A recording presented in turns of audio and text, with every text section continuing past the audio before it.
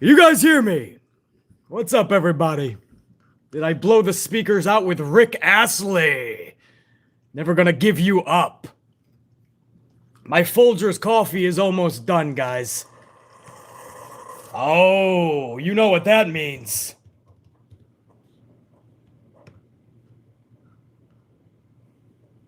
You heard that sound. My Folgers coffee is done, man. It's time to hit that shit. Oh, I got ads too. The tube is being nice to BC right now. Got some fucking ads. But this is about Folgers right now. Sasha, hit my Folgers theme. Folgers aroma roasted coffee made from mountain grown beans, richly roasted and finely ground for great waking up aroma. What that aroma can do, brighter day for me and you. The best part of waking up is Folgers in your cup. Woohoo! Folgers, it's in your motherfucking cup. So grab your potion, your magic potion, whatever you're drinking. I got Folgers. If you guys got French vanilla, hazelnut, put that shit in your motherfucking cup. And let's fucking rock. Actually, if you don't mind, I'm going to put another cream and a couple of sugars in too. Oh, bro. What's up, everybody? We're getting a little wild here, man. We're about to start the Raw review. Come on in. Don't get too scared. I don't bite at first. At first. Yeah, that was Rick Astley, man. Wanted to have a little bit of fun there, man. Sasha ran it by me. I said, let's rock it, man. I remember Stone Cold got Rick-rolled a few years ago. If you don't know what Rick-rolling is, you can look that shit up. That's Rick fucking Astley. You guys see Kenny Omega and the Young Bucks at the Backstreet Boys concert? Screaming larger than life? I fucking loved it, bro. Going back to their 90s. That makes you larger than life. Looking at the crowd and I see your body sway. Come on. Wishing I could thank you in a different light. Oh, yeah. Literally, Kenny Omega is fucking screaming like a schoolgirl who just got her first pair of tickets to Taylor Swift. Nick Jackson is fucking jamming right next to him, bro. Matt Jackson looks like he doesn't even know that he's fucking never heard any of these songs. Matt Jackson is like this. Golf clap for a fucking... Golf clap for an AEW Women's Division match. Anyway. All right, here we go. We're going to rock this, man. The only way we know how, man. We're going to do a salute to my amplified unit. Ah. Yep, that's good. Oh, yeah, that's good. For any of you that got these Keurig machines, these coffee machines, don't just get the Dunkins and the Starbucks. Those are delicious, too. But get Folgers, man. Try Tim Hortons. Try a bunch of different coffees, man. There's really good brews out there. All right, for Raw, man, this is how we're going to do this. If you don't know, you should know. We already went over our number one last night. That was a live reaction. That was just a few hours after we put up the Backlash Good, the Bad, and the Ugly review, which you guys fucking smashed out of the park. Wrestling is on life support, guys. That means content creators are panicking, right? I mean, you see content creators, they're getting together, they're doing like these little what do you call them? Collabs to see if that works, right? So you got little Salcedo with Sean Ross and they try to, join together. You have other content creators that are just, they're all trying to do a review that night. Like the night of, like right when the show ends, everybody tries to do a review because everybody's trying to outshine one another, man. And then you have creators putting out 4 or 5 videos in a fucking day now because they're panicking. Views are going out the fucking window. Nobody gives a shit. And then you got BC. I don't give a fuck. I come in the next morning with a coffee. I'm fucking having a party. I don't give a shit. This isn't a job for BC. This is my passion. It's what I love. People watch BC because I'm the best at what I motherfucking do. Bottom line, just because I haven't been doing it for as long as everybody else, at a time when the tube was really good and wrestling was much better, so they got bigger audiences, that doesn't make me know any less that I am the best motherfucker to do this. So I can stroll in the next fucking day. If people find the channel, if the tube is generous and pumps the vid, awesome. If not, maybe one day they'll find BC here on the tube in the podcasting world. But bro, I'm not gonna panic. Everybody is running around panicking, trying all these different methods to get subscribers, to keep viewers. Relax. When I got into stocks many years ago, this fucking nicely dressed fucking piece of shit, right? You could tell he was like a car salesman. He had a nice suit on though, man, real silk. And he comes up and he goes, "I'm gonna teach you something, kid." He says, "Always remember, everyone else is playing checkers. Or if everyone else is playing checkers, you gotta be playing chess." And I thought about it for a quick second, and my response was simplistic. I said, well, if I'm playing checkers, wouldn't that mean that I reach the path of success quicker than you, and I win before you? Because checkers, you get the checkmate is right there. You win the game much simpler, much easier, and you win. Why would I have to sit there and play a mental mindfuck when people are passing me by? He had no answer for me. He's like, yeah, exactly. And I went on to have one of my most successful years in stocks in just my second year in the trade. So what that tells me is relax. You're fucking panicking. Your overthinking is going to be your self-destruction. Everybody, do what Aaron Rodgers said. RELAX. Relax. The wrestling business is going to shit. It's either going to turn around or we're all going down with it. Now, just like that thumbnail says, and just like the headline, sometimes all you could do is just laugh at how bad it is, right? Sometimes you literally just have to laugh at how bad this shit is. I mean, even somebody who's been doing really good work as of late, I feel. Becky Lynch, right? Whether it's the matches she's had with Liv Morgan late last year into the Lita match at Elimination Chamber or the WrestleMania match with Bianca Belair. I mean, Becky Lynch has been involved in some straight, as the kids say, bangers. So Becky's doing good work. On the mic, she's been really good in the heel role. And yet, here she is coming out last night looking like a spaceship stripper with some fucking intergalactic goggles. She's probably trying to transport from anywhere other than Monday Night Raw, in which case I would not blame her. But I don't know what the fuck she was wearing. I got Kevin Owens coming down as his older brother, Kenny Owens, to confront Ezekiel, who's the younger brother of Elias.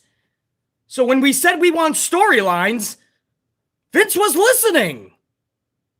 Fucking Owens comes out with a fucking wig or some shit, gray hair, gray in his fucking beard.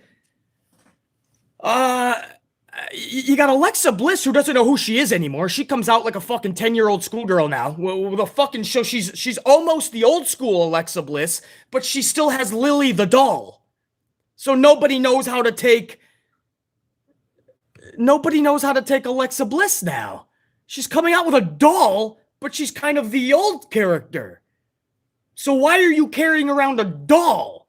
This is stubborn old Vincent Kennedy McMahon. He doesn't want to admit that he was wrong, so he's going to have her go out there and parade that damn doll so he doesn't have to admit defeat.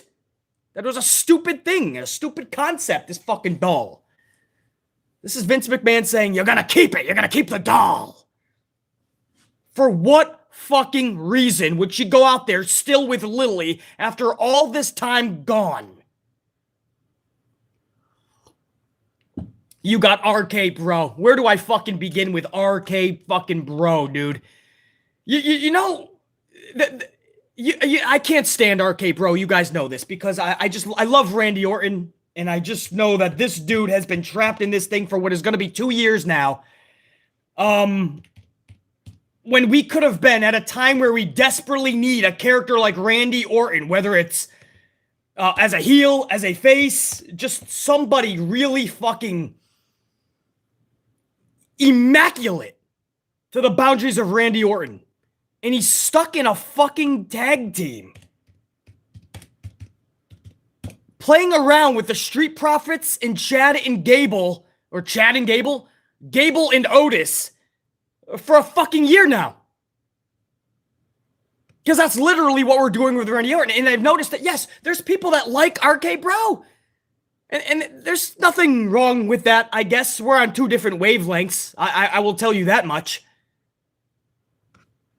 But, man, RK Bro is one of your hottest acts. A fucking goofball team. Consisting of a dude who has daddy issues.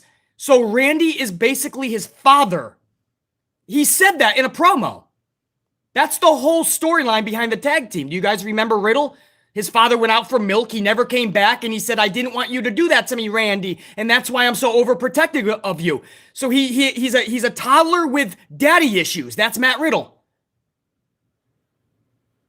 And there's people that are just okay with it because I guess it's funny to them. I don't understand what is so special about Randy Orton and Matt Riddle in a tag team. I've been trying to figure it out. I'm trying to listen to those that do like it. They work together well, basically. Well, it's Randy Orton. He could probably work well with a fucking microphone in the ring. They're funny, basically. Well, to you, to a lot of us, the scooter races and the Jeopardy and the quizzes, that didn't make us laugh.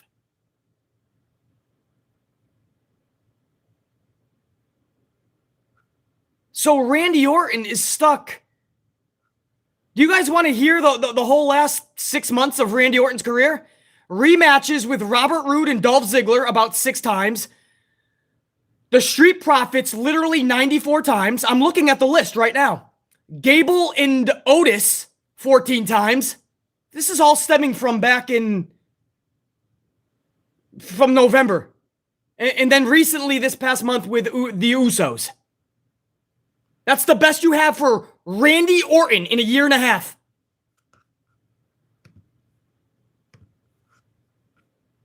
You see what I'm saying, guys? When I see that pro wrestling is on life support, when I say that Monday Night Raw is losing 300,000 viewers a year, that's actual facts. Just 6 years ago. You could do the math. They pulled the 1.5 last week. This week, they'll get a little bump. I expect them to be around 1.7 plus for the backlash bump. But they'll go right back to 1.6, 1.5 within the next week or two. Okay, now you go back to 5-6 years ago. They were over 3 mil. So they're losing 300,000 literally by the year. That's not cord cutting. That's not streaming service. That's not more people watching you. That's literally 300,000 people no longer needing to watch live on their TVs. I know because I've had this channel for 5 years and my people have been telling me why they're not watching anymore. That's how I know this, by factual information. So what I'm saying, guys, is this is the type of shit that while you're giggling, right? You have the fans that are going, I love what Randy's doing with Riddle. This is fun, and this is really good for them. This is nice. It makes everyone smile. While you're fucking playing that shitfest game, this shit is dying. You are not part of the solution to help this. You're part of the fucking problem. You might as well just keep clapping for the 24/7 Catering Crusaders when they're running their laps trying to chase Dana Brooke. You might as well keep clapping for that shit. I cannot believe how many dicks get hard and nipples get fucking rock solid with RK Bro. BC, man, what's the problem with people liking what they want to like, man? Nothing. Have at it. I'm not picking on you. Go to the arena, chant your fucking life out. This is awesome. RK Bro. RK Bro. Scooter forever. Scooter forever. Scooter forever. Do your little I don't give a fuck what you do with your little fucking time. What I give a fuck is pro wrestling. That's what I give a fuck about. And this is setting us back another fucking 5 years. We need larger than life characters. We need people that we give a fuck about. Randy Orton should be one of those dudes. And if he is to you in this way, wow, that's sad. There was a time this dude was a legend killer. There was a time when this dude came through the curtain, it fucking mattered, bro.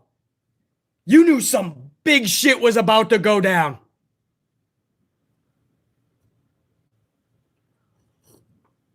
I cannot stand RK Bro.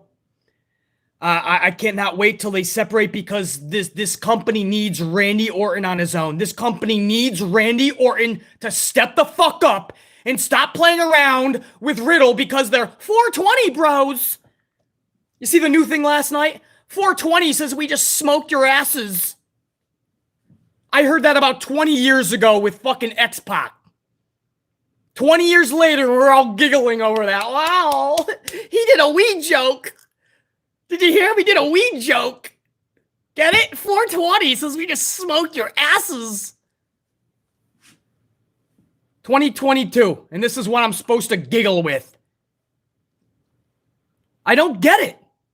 I don't get this fucking weak-ass shit. And they're ending shows, they're starting shows, they're in fucking main events. I'm not getting it. So if there's anybody out there that thinks that BC is going to jump on board with RK Bro, it is never going to happen. Remember this vid, remember these words. It'll never happen until Randy Orton finally turns on Riddle and does what has been needed for years now. Go on your own and start being the Orton that we need.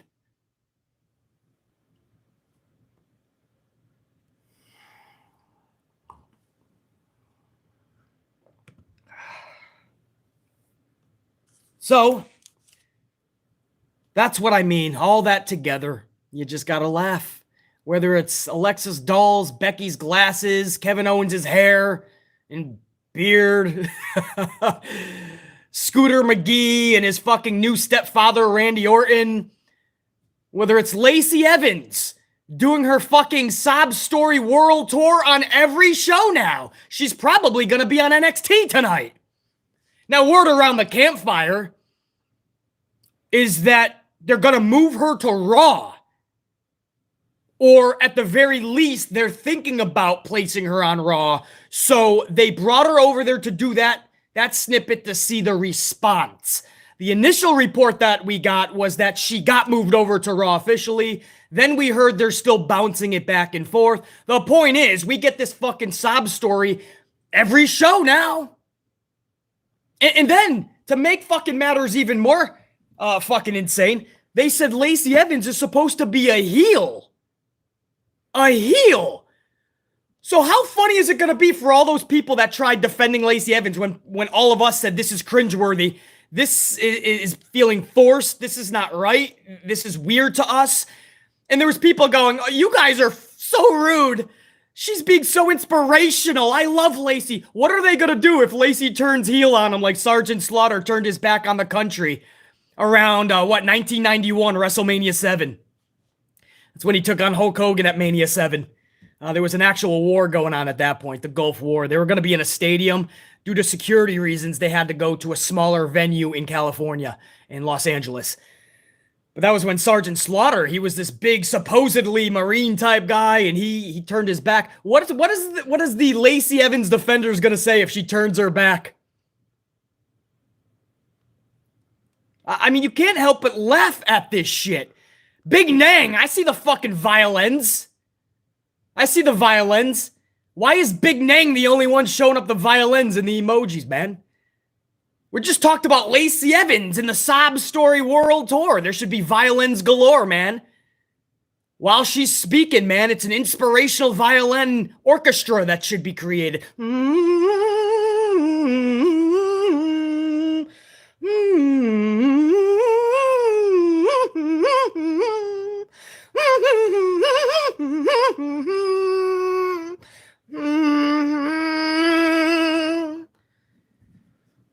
Lacey Evans, man. She's gonna make you cry, man. Sit in a pool of your own tears. How inspirational she is.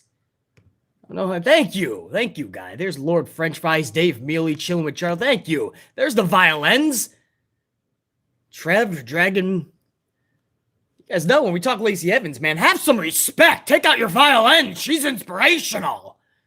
Anyway, that's my cold open, man. Sometimes you can't help but fucking laugh. You know, I had some friends over from New England last night. Really good to see them. Really close people of to BC. And my friend, she's awesome.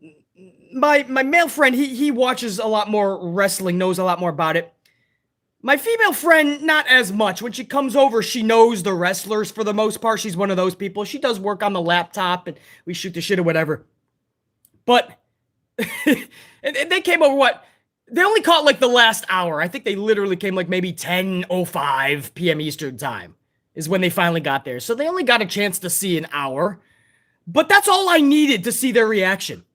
Only 1 hour is what they caught, the last hour. They can't believe this. And this female actually says, man, it was Asuka versus Bianca Bel Air in the main event. And Bianca or Becky Lynch interfered after about 5 minutes, something like that. And that's how the match ended. And do you know what she said, my friend? She said, "Oh, that sucks. That was actually a good match." She said that was actually a good match.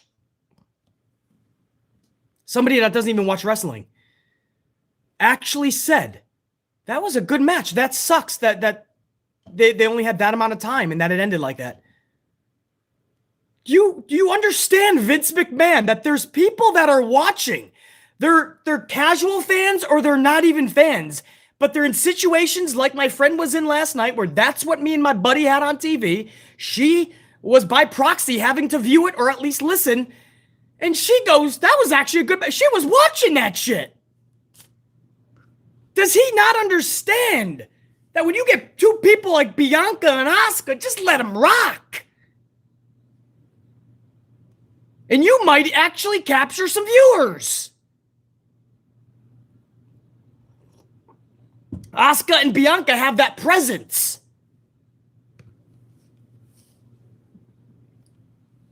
I just, you know, it's sad. You know, it's what I disagree most with on CM Punk. And Eric Bischoff actually just spoke about this for the second time over the last 48 hours. CM Punk says there's not really any casual fans anymore. There is no more. There's niches and there's this and there's that. And that could not be as wrong as imaginable. That is so wrong. You look at AEW's debut for Dynamite. They scored like a 1.4. People showed up. People wanted to fucking stick around. Now they're playing at 900,000-ish. So they lost 500,000 people since that debut. Gone. They're there. The casual fans are there. Or lapsed fans, same bracket. Lapsed fans that come around every now and again to see if they should show back up because they became casuals. You look at content creators when there's a big pay-per-view, right? There's a spike with their viewership. Well, why is that? It's because they came around just to hear about the pay-per-view. Is there anything that they need to check out? Should they go and watch some of the parts? After a pay-per-view, you look at the ratings for Raw, SmackDown, AEW. There's a spike usually. It's because people that don't watch faithfully, they're casual. That's the whole fucking meaning of casual. They come back to see what they missed if they should watch. They didn't give a fuck to watch it live or anything. And it's usually a large amount of people. Casual fans are always fucking there. If you just forget about them, that's a pretty stupid move. Because you're only hurting your own product. Get casual fans, bro. They're there. Anyway, that's my whole cold open, man. Sometimes you just gotta laugh at this shit because it's just so damn bad. Thank you, everybody up in the chat or up on the stream now, man. Over 100 on the ups already during the cold open alone. That's very badass. Now let's get that over 200, man. Keep smashing away on that. Give it an amplified elbow. That like button. Hour number 1, we went over live reaction last night. If you want my thoughts on it, go check it out. I don't think you missed much of anything. I did enjoy the Liv Morgan-Rhea Ripley match. That might have been about it. So what we're going to cover is hour number 2 and hour number 3 right now. Hour number 2 begins with the 94th match between Finn Balor and Damien Priest. The match was only 2 minutes anyway, so who really gives a fuck, right? I guess we all got spared. We did not need to see this for anything more than 2 minutes. Edge interferes, Styles attempts to save, but it's a wasted clusterfuck of a segment already. So they just get beat down. Ultimately, I believe Balor got the W, didn't he? Because Edge interfered. So already Judgment Day is losing. You know, the promo that Judgment Day gave at the end of hour number 1, which I put in that reaction, you guys can see my reaction in the live reaction of Judgment Day's promo. I actually enjoyed it. I thought Rhea nailed it. Damien sounded good on it, and Edge was phenomenal as always. So at the end of hour number 1, the promo that Judgment Day gave was actually really good. This farce of a match and subsequent Circus post-match was so not needed, bro. It was not needed, and it actually was a detriment to Judgment Day.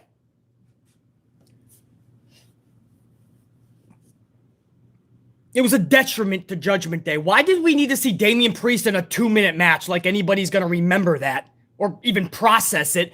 And on top of that, again, I believe Damien Priest lost because Edge interfered, so Balor wins. So Judgment Day is already losing. I would have stopped at that promo. I thought it was badass. It was in the middle of the ring. They told the story of why Rhea Ripley joined Judgment Day. Edge pretty much recruited her, separated her and Liv. Now you move on. Set something else up big for Hell in a Cell. And if you think that this is the way they're going to do it, with this type of 2-minute bullshittery, dude, it's not going to get anybody invested into it. Adrienne Lachey. And yesterday's stream, I think it was the Good, the Bad, and the Ugly stream. We put up 2 yesterday within hours of one another. The review for Backlash, and then hours later, we did the live reaction for Raw. So we did almost 4 hours of live content yesterday. What a fucking banger of a day we had yesterday on the channel. But Adrienne Lachey, a tried and true member of the AMP unit, she came up with an idea. It was early in the morning, too, when we started the stream for the review of Backlash. She said, could you imagine Liv Morgan, Finn Balor, and AJ Styles versus Judgment Day inside of Hell in a Cell? And I was like, I don't like 6-man tags, but if you're going to give my girl Liv Morgan that type of shine, fuck yeah, dude.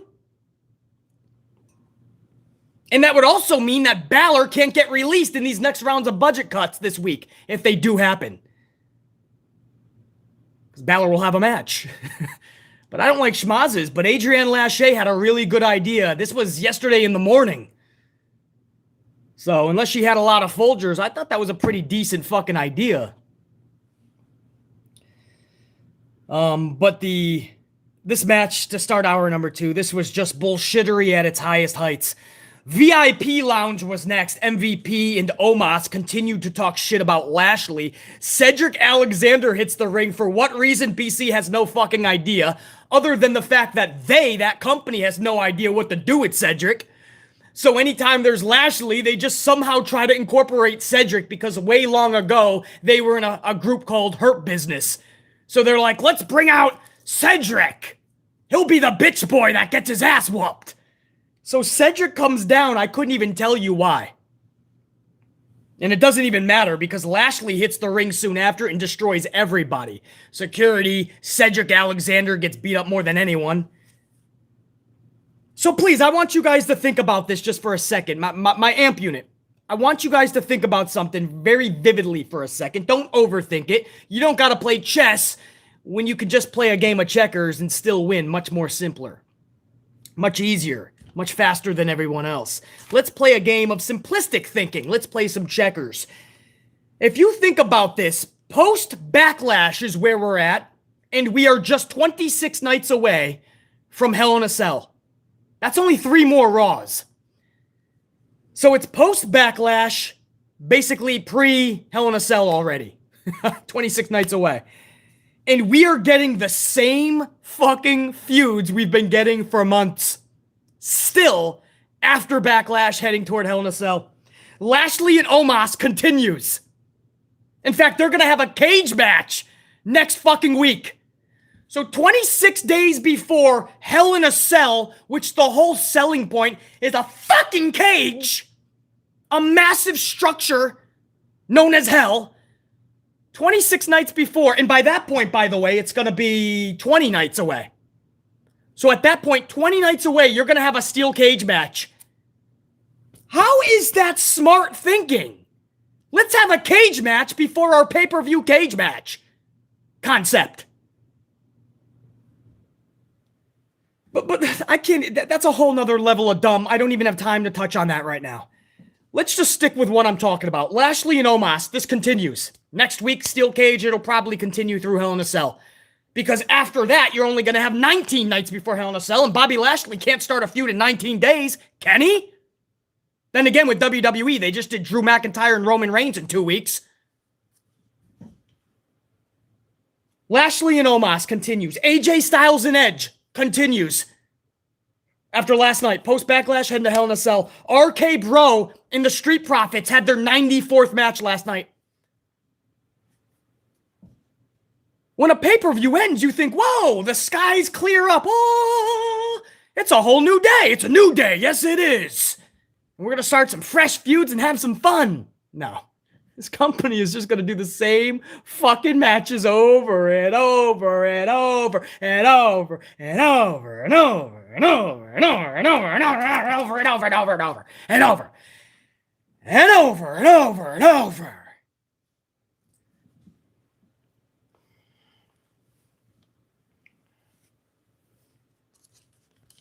Anyway, moving on. Sonya Deville is now in the ring, facing a mystery opponent. Adam Pearce is on the stage, and he informs Deville that the investigation into her misconduct has concluded. And the board has stripped Sonya Deville of all of her powers. Speaking of powers, the mystery opponent then comes to the ring. It is Alexa Bliss. Alexa Bliss finally returns in the middle of a fucking Raw.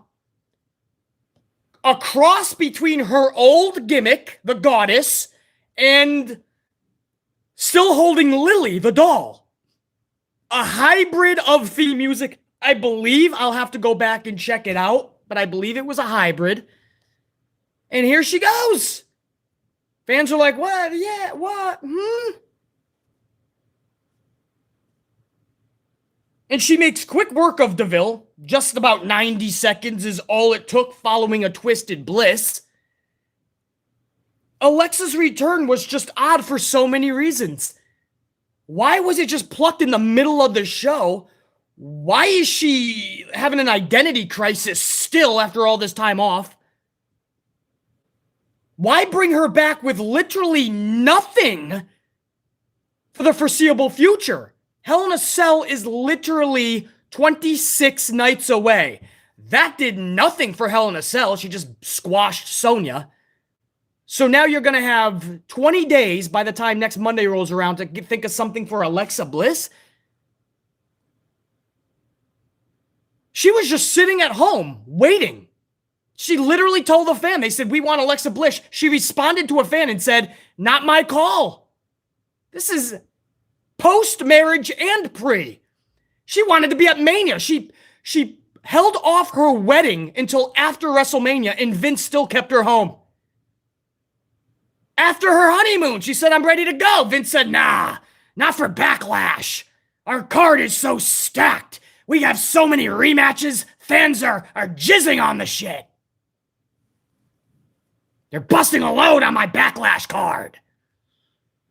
So she got kept off that. And now all of a sudden, plucked into Hell in a Cell? Or is she back but not going to have anything for Hell in a Cell? Maybe we try to get something going for SummerSlam? I would hope. It's so weird. And for Sonya Deville, I feel bad for Sonya. I really enjoyed her work with Naomi and the story that they built together. And I really enjoyed Sonya's story, which was almost the same, yes, but different dynamics, with Bianca Bel Air. And Sonya just gets squashed after doing all of that work. All of that time being a power and abusing the power and the board stripping her away. And the payoff was a 90-second defeat to a returning Alexa Bliss who's having an identity crisis. These are plot holes that BC addresses because they need to be fixed. They need to be filled, right? If you're driving down the street to get to your crib and you got pothole after pothole after pothole, aren't you eventually going to want the town, the city that you're living in to fucking finally fix the potholes so you're not having to fix your tires every month? Potholes form. They get bigger and bigger, and you eventually have to fill them or you're going to fuck up your car. There are so many potholes in WWE, and they get larger and larger that we have to fill them or else it's going to wreck their vehicle, in this case, the product.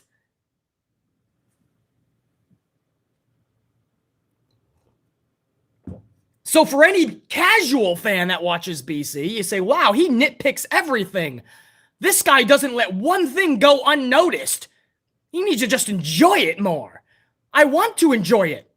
I'm calling out all of the shit that needs to be fixed in order for people like me so that we can enjoy it. Because for people like me, our bar is too high. RK Bro is not going to get our fucking dick hard, bro. We're not going to fucking jizz every time Scooter McGee comes riding down to the ring. Alexa Bliss carrying a fucking doll is not going to do it for us. Everybody chasing around Dana Brooke to get their steps goal in on their Samsung phones is not going to get us off. Our bar's a bit higher than that, Jack. So I don't like what happened to Sonya Deville in this either, man. It's good to see Alexa back. I wish they would make up their mind. This is Vince McMahon being stubborn as fuck. And he doesn't want to admit that he was wrong. So he's like, go out there with the doll. And hour number 1 ends, or close to hour number 2. Hour number 1, I went over live with you guys yesterday. We're just going over hour 2 and hour 3 right now. This is not the end of hour number 2, by the way. But we continue on with hour number 2 with Kevin Owens' younger brother, Kenny Owens. And Kenny Owens, that's right, it's Kevin Owens. He comes out with like a wig, a blonde, grayish wig, and a grayish beard. And he's the older brother of Kevin Owens, Kenny, and he confronts Ezekiel, who is the younger brother of Elias. I hope I got that right. And Kenny flips out trying to get Ezekiel to reveal his real identity as Elias. But instead, Elias is able to turn the tables, get inside the dome piece of Kenny Owens, and Kenny actually reveals himself to be Kevin.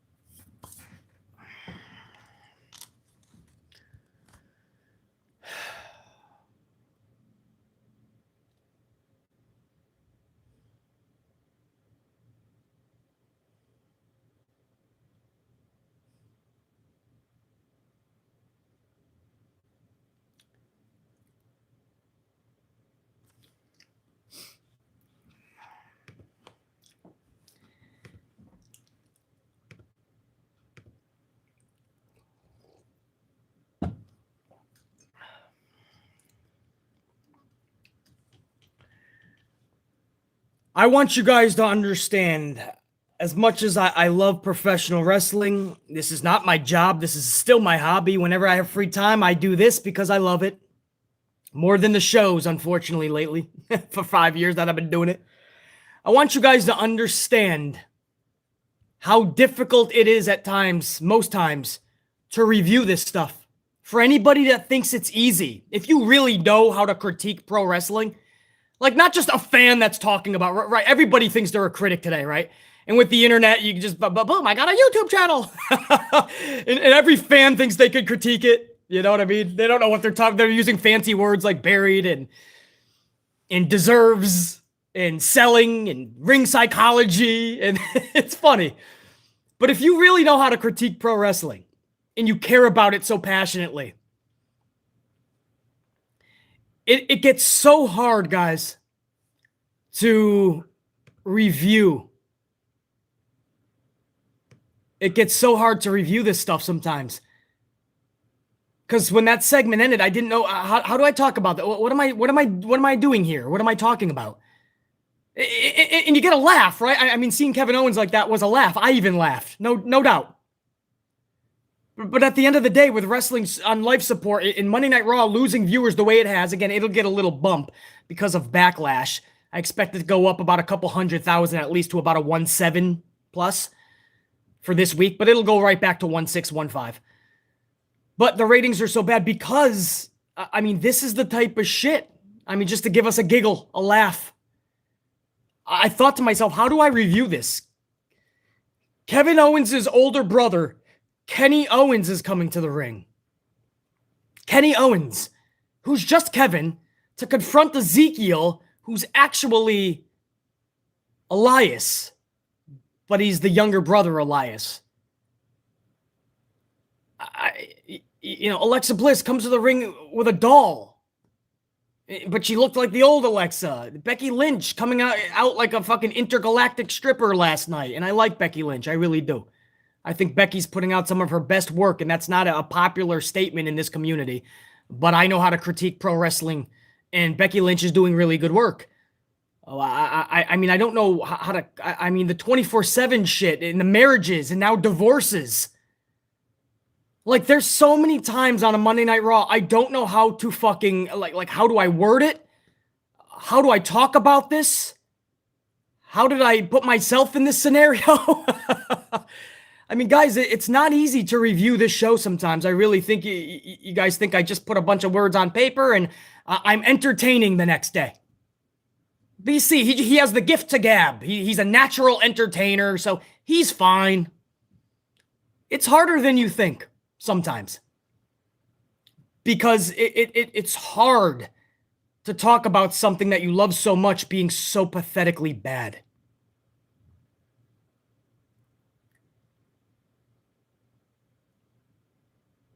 So very bad. So anyway, Alpha Academy joins. There's no reason. Alpha Academy jumped in and beat up Ezekiel. And Kenny or Kevin, maybe both of them, and Otis and Gable all cheered to the hard camera. And I guess this is supposed to make us give a fuck about Ezekiel and Kevin? But now you have a tag team involved. So are the Street Profits going to turn face again? Because they were way more heels again last night. They've been flip-flopping every week. With RK Bro again last night, they were heels again. But just last week in the six-man tag, they were faces. So did the Street Profits turn heel again? Or no, they would stay face because Ezekiel needs a tag team. Okay. No. They were a heel last night. Profits were a heel. It's confusing BC. Profits were a heel again last night, so Profits would have to turn face to join Ezekiel to take on a tag team to make a six-man schmaz. You see what I'm saying, man? We get together and we laugh about how bad this show is a lot of the times, most times, because sometimes, like the title says, it's so bad you just gotta laugh. At what point do we just say, this is fucking tragic, man? And it's been for so long, and every time there's a new pay-per-view that ends, or a pay-per-view ends and a new pay-per-view begins, the build, we always have that hope. We always tune out a Raw out of habit and hope. Habit because we've been doing it since we were so young, and hoping that something fresh is coming our way. That something organic, something new, something exciting, something intriguing, and something we can invest into is coming, bro. And unfortunately, it just doesn't.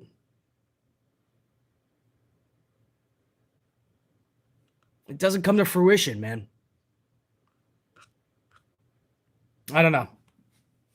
Sad. Anyway, now that I brought the fucking mood down on how bad this show is,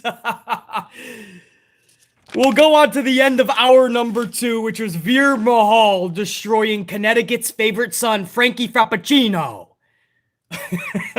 Literally, I love this. It's not just a jobber match. They literally take the jobber who's from he's from that state, probably the hometown.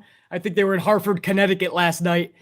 And they cut an interview. They say, well, what would this win mean to you? He's like, I'm doing it for my kids and my wife. Yo, Adrienne! It's like Rocky Balboa trying to slay Apollo Creed. And, this guy knows he's getting a chance on the big stage, but he's got a big fucking mountain to try to climb in Veer. So they let this guy cut a promo. You feel a little bad for him. And then Veer completely destroys this son of a bitch into oblivion. Frankie Frappuccino gets his fucking ass whooped. But don't worry, because I have it on good authority. The local Bingo Hall Wrestling, has indeed hired, this is confirmed, Bingo Hall Wrestling down the block, they have hired Frankie Frappuccino. His first match is actually going to be next Friday against, it's a triple threat, Billy Buttfuck McGee and Fuckwad Fred. So it's going to be good to see Frankie Frappuccino in there in that triple threat. I hate schmazzes, but I'll be rooting for Frankie Frappuccino. Veer Mahal continues to destroy motherfuckers. That's it. That's what needs to be done. I don't give a fuck about the bitch boy Bradens that are crying online. I don't like jobber matches. They're so boring. Because those are the people that are ruining the product. The only alternative is Finn Balor is in that spot and getting destroyed by Veer. Do you want Balor in there? You know how we know? Just go back to the last hour number 2. Balor was in a 2-minute match with Damien Priest. If you don't have jobber matches, you're going to have these type of matches with superstars. What happens in that case is the superstar is devalued to basically jobber 50-50 book status. When somebody is 50-50 booked, you subconsciously no longer care. Even if you don't realize it, because it is subconsciously. When people are 50-50 booked, you don't give a fuck. When wrestlers are fed to other people, you don't give a fuck. This match was no more than 2 minutes. The same thing it would have been if Veer was destroying one of your favorites. So you were that fucking bored and you needed to see an actual wrestling superstar get destroyed? BC is a lot more fun with 90 seconds watching a human being get fucking destroyed like Frankie Frappuccino by a monster like Veer than I would if Finn Balor was getting destroyed by Veer.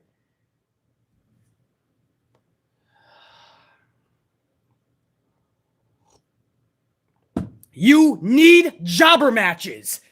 Your fucking attention spans in 2022 and the way you're fucking coddled these days makes you want instant gratification, and then when you get it and you see Balor get destroyed, you go online and you still bitch. Balor shouldn't have got beat in 2 minutes. This is bullshit. That's the difference between me and the bitch boy Bradens. They complain just to have their fucking feelings and emotions heard by everybody 24/7. I bitch and complain because I'm trying to make an entire company better. An industry. You put Balor in there for 2 minutes, he gets destroyed, you complain. You put in a fucking jobber, you watch him get fucking annihilated so that somebody can try to be built, and you fucking complain.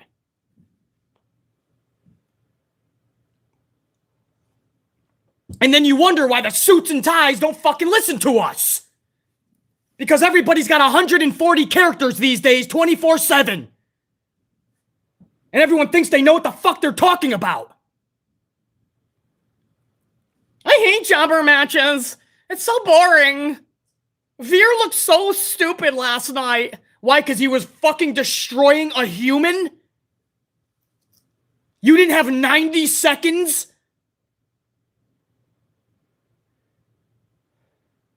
There is a process to building stars. Now, Veer may never become one. That's going to be within him. We'll see. Time will tell. But give him the fucking chance.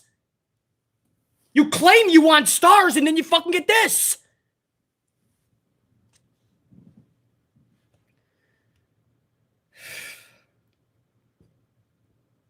Man, we rocking today, unit. We rocking. There's never any bullshit that BC speaks, but damn, there's like an extra level of fucking truth today.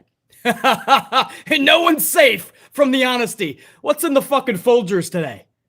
The best part of waking up. It's Folgers in your cup. Folgers, it's in your motherfucking cup. Just amazing to me, man. Oh, I loved it. Keep doing these jobber matches. Keep fucking making fucking people cry that they don't like jobber matches, but then they want stars. Keep doing these jobber matches, and we'll see where it fucking goes, guys. And that ended hour number 2. Now, I'm going to get to hour number 3 in a minute. I want to get to some VIPs. I don't like stacking them up just in case I miss some. And I know that a bunch of you guys have already sent supers, and I see a couple more coming in. So let me go over some of these now. I'll get right to hour number 3 in just a couple minutes, man. Hold on, please. I don't like stacking these up toward the end of the show. I did that a couple times, and I ended up missing a lot, man. So I'm not going to play that game, and I want to make sure everybody gets a shout-out that throws a coffee over to BC. Dave Mealy kicked us off, man. This might have been before we even got started. I'm not sure. But Dave, with a $4.99, always good to see Dave up in here, says, getting rickrolled was 100 times more entertaining than Raw. LOL. Dave likes the beginning of the fucking stream, man. We were all getting rickrolled by BC. I rickrolled all of you. Stone Cold got rickrolled a few years ago. It was funny as hell, man. Rick Astley's Rickroll. I thought it would be kind of funny. Sasha had the idea, and I was all down with it. Dave Mealy, that might be the best part of the fucking stream or anything to do with Monday Night Raw, to be honest. Dave, always good to see you in here, man. Fleck Guapo! Fleck with a 2-spot. SummerSlam tickets bought. I'm trying to go to Raw at MSG. Hashtag RIP mom. Fleck Guapo, are you talking about your ma passed? Fleck, if your ma passed, man, much love and respect, dude. All power, prayers, and strength over to Fleck Guapo. Hopefully you have a damn good time at Slam if we're not talking about Survivor Series. I think SS is SummerSlam. And as far as Raw at MSG, rock that shit, man. MSG is a very smart crowd. They're not just going to giggle at everything, or I hope not. Maybe today's fan will. But MSG is usually a damn solid crowd, man, so you'll have a lot of fun. We got some prayer emojis over to you, Fleck. I hope I'm reading that correct. Or not I hope. I mean, that's horrible news. But if that is your mother that passed away, I hope you're getting all the love in the chat, dude. All the prayer emojis. Thank you guys for showing the love, man. Always hate to hear that, but hopefully you have a damn good time at Slam and MSG if you're able to go. Mr. Black Ice 22, 2-spot. Damn. I saw Sunny's mugshot. She looked like hell. Sunny is, this should have never happened. And I have personally been in these situations my fucking self so many fucking times, so many friends. I've had friends lose their fucking lives from this same exact type of a shit, guys. And when you get your license taken away 76 times, basically, slight exaggeration, there is no reason that she should have been free. She has shown you that she keeps abusing the license privilege because it's revoked. She keeps abusing that, and she keeps drinking while abusing it. It was only a matter of time before she took someone's life. So I don't understand the justice system in this aspect. She kept doing the same thing. The only result, she showed no signs that she was going to stop. The only way this ends is people losing their lives. We just don't know how many. Is it going to be multiple people in another car? Is it going to be Sonny as well? So this is not a shock. This is why I'm so hard on people like Jeff Hardy and the Usos. It's because if you keep doing it, there's only one result. There's only one end, guys, to all of this.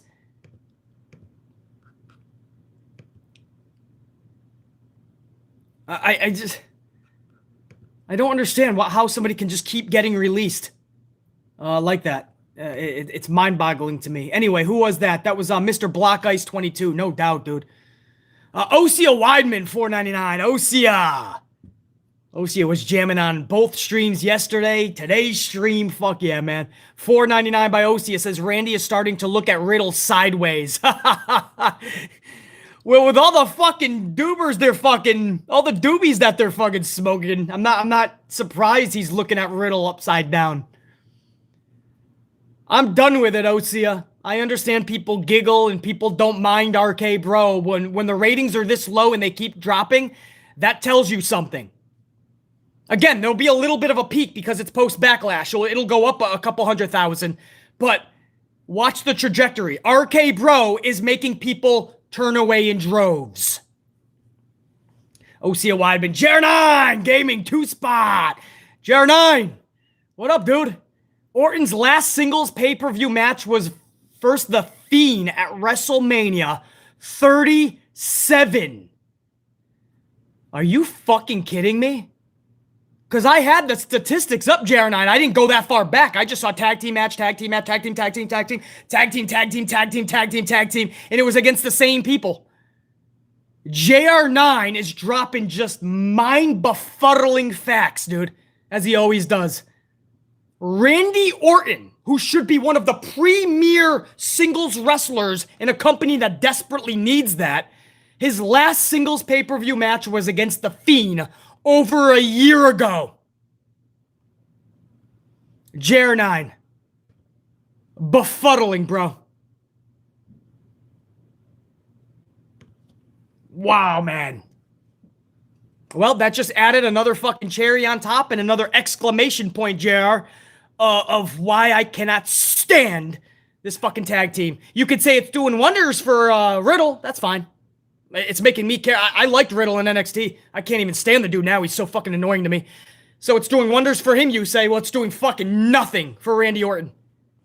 Playing around in a fucking tag team while viewers are consistently dropping off the channel of the USA Network. I could see if they're bringing in all these viewers. Nothing. Nobody gives a fuck.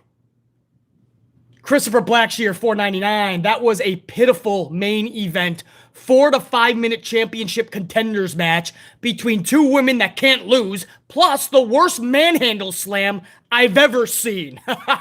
Christopher, exclamation points. Christopher, I told you guys just a few minutes ago, I had friends over. There was this girl that doesn't watch wrestling as vividly as me and my other buddy, but she knows enough about it. She actually said, wow, that sucks that ended. That was actually a good match, she said. Like, why did it have to end like that so soon? This is a casual viewer that was into that main event. Asuka and Bianca. And Vince fucked it up. Found a way. Found a way to fuck up Asuka and Bianca Bel Air. Go figure, Christopher. Dave Mealy, another $4.99. Dave says, here's a shocker. Asuka versus Bianca wasn't a rematch. Matter of fact, it was their first match together, and what they got was 4 minutes.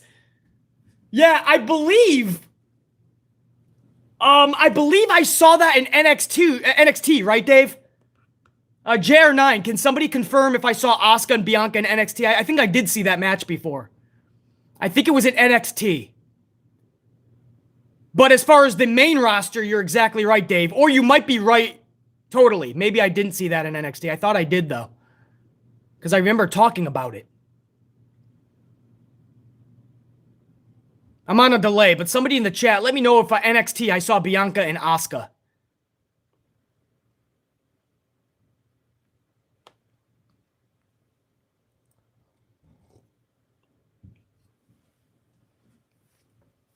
How much of a delay am I on? Does anybody know if I seen... JR never saw Bianca and Asuka, so Dave, you're right, dude, my bad. What the fuck was I thinking? Who'd Asuka take? Mickie James and Asuka? That was in fucking Canada or some shit, wasn't it? Asuka was already on the main roster. Yes, seen. Bianca debuted. Yeah, I think you're right then. All right. Asuka versus Ember Moon was fucking bonkers, bro. Maybe I was thinking my girl Ember.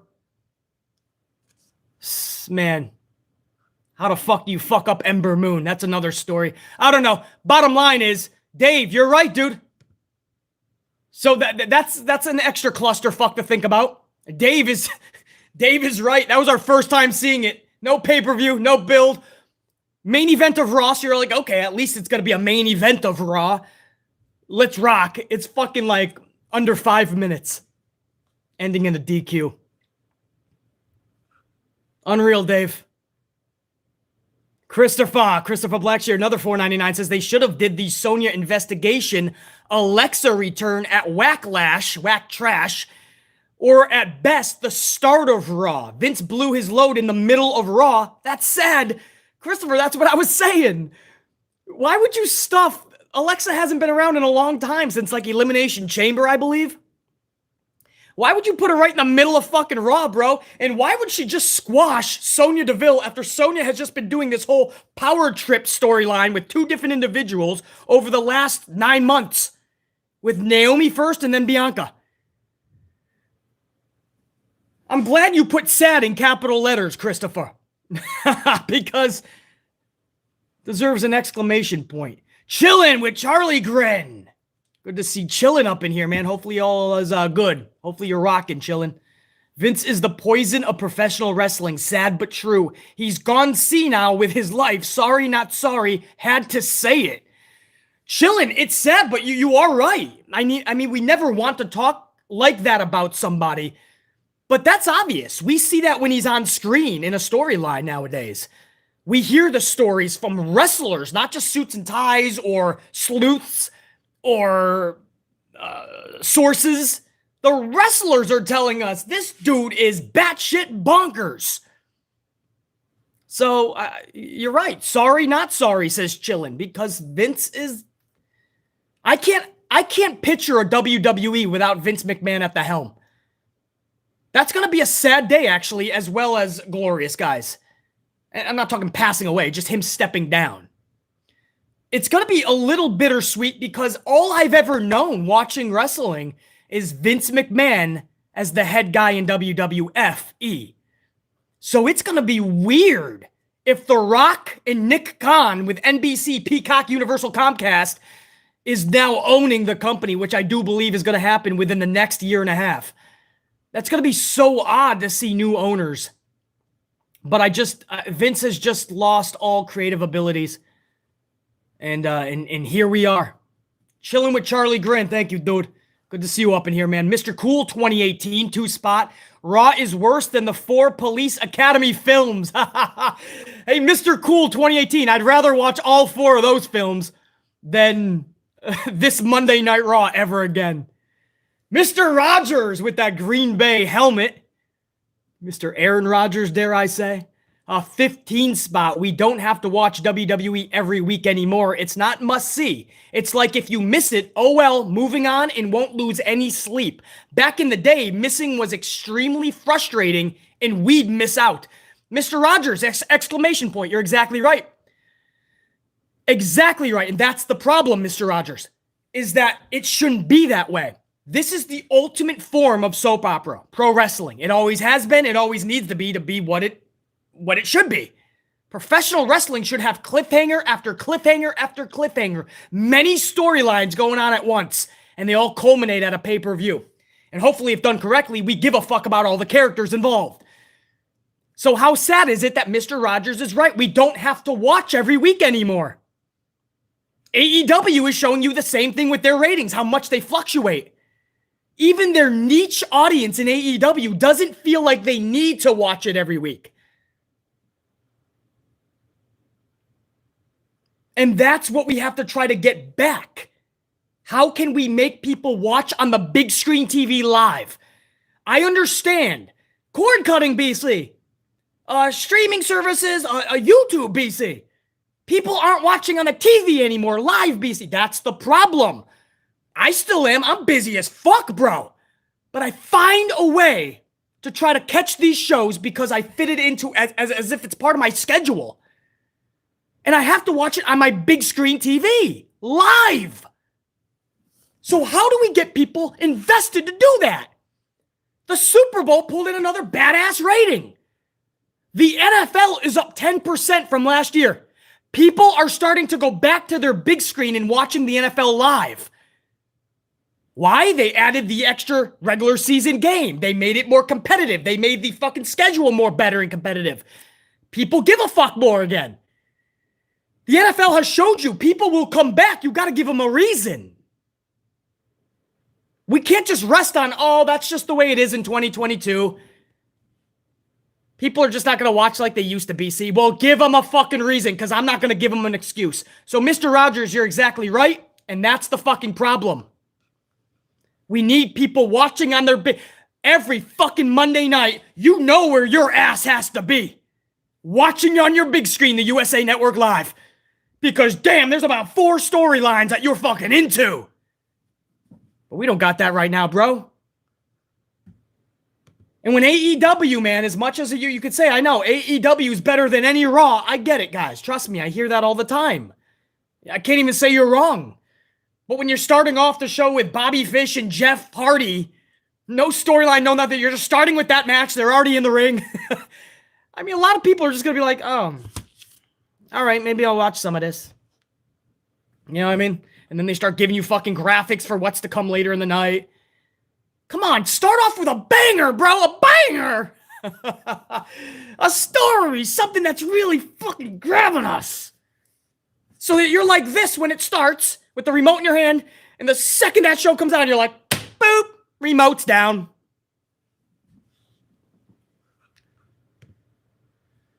Mr. Rogers, no doubt, man. Shaolin. Hunji Spot. Indian Currency, Sup BC. Sasha and Naomi should be feuding against one another, not team up. Also, is Bray done with wrestling? If not AEW, where should he go next? Shaolin, first of all, salute. Thank you, brother. Number one, what I'm liking right now, and I'm about to go over this too, when I go over hour number 3, Sasha and Naomi, I get to see them on both brands right now, so shh. I feel like I'm robbing that fucking cookie jar with both fucking hands right now. I'm getting Sasha and Naomi on every show. So I'm loving it. Sometimes I forget that, you know, Sasha can work both brands. So when I heard Sasha's music last night, I was like, fuck yeah. A little bit of fucking lifeline in BC there. So, but yeah, I would love to see Sasha versus Naomi in an awesome storyline too, because I know it would be fucking magic. But as far as Bray being done with wrestling, no, guys. That was a silly, stupid story over the last 24 hours. A friend of Bray Wyatt supposedly said, I wouldn't doubt it if he's done. That was the quote. I wouldn't doubt if he never comes back. I wouldn't be surprised. Just because Bray Wyatt doesn't need it, you know, and obviously he's made enough cash. So supposedly a friend of Bray said, I wouldn't be surprised if he never came. This friend, if this is even a true story, doesn't have a clue how pro wrestling works.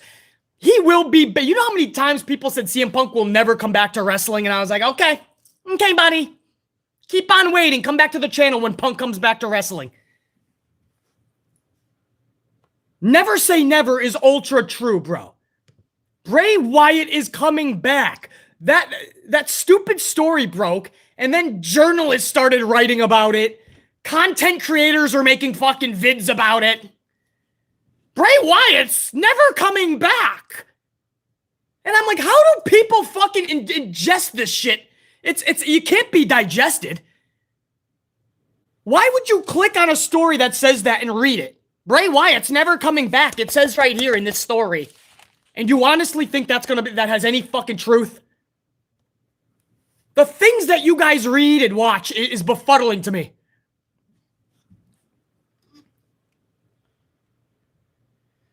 Unfucking real, man. Bray Wyatt is coming back. I don't care if he makes 10 movies. The dude's coming back.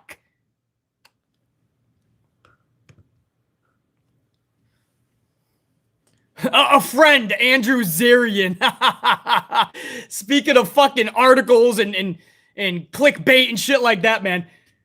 This guy Zarian was the dude who, the next morning after, or that night probably, after Will Morrissey debuted in AEW, an article came out by all the dirt sheets. WWE has eyes on Will Morrissey. And I was like, well, wait, how the fuck does anybody know this? He just debuted in AEW, and the next morning was the conference call for WWE. So the second all the suits and ties arrived at Stamford, their minds were on the conference call. You have to do all your prep. You have to dish out the actual call, get all the numbers out. All the talk is not even about wrestling at that point. It's about the conference call on that specific day, that Thursday. This fucking schmuck wants us to believe that they sat around a boardroom meeting the morning of a conference call and talked about having eyes on Will Morrissey? Big Cass? And upon my research, it ended up being the same guy. Andy Zarian is his name. The same guy that says the same story every month about a different AEW talent. He said the same thing about MJF, and I love MJF, but WWE knows about his contract. Nobody's going to fucking Andy Zarian and saying, hey, by the way, we have eyes on MJF. He said the same thing about Ethan Page a month later. Literally said the words, I got text saying from WWE that they have eyes on Ethan Page. Who the fuck is telling this dude there's eyes on Ethan Page?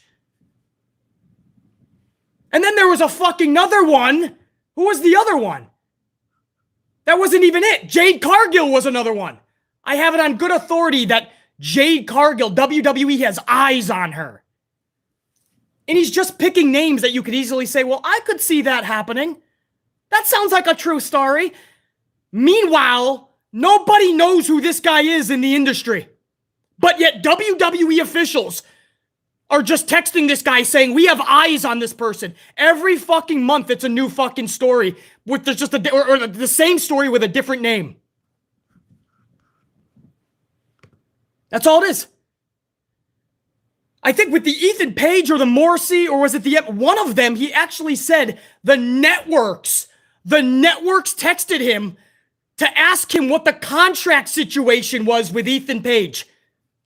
Or maybe that was the MJ. I forgot which one it was because there's so many of these fucking lies.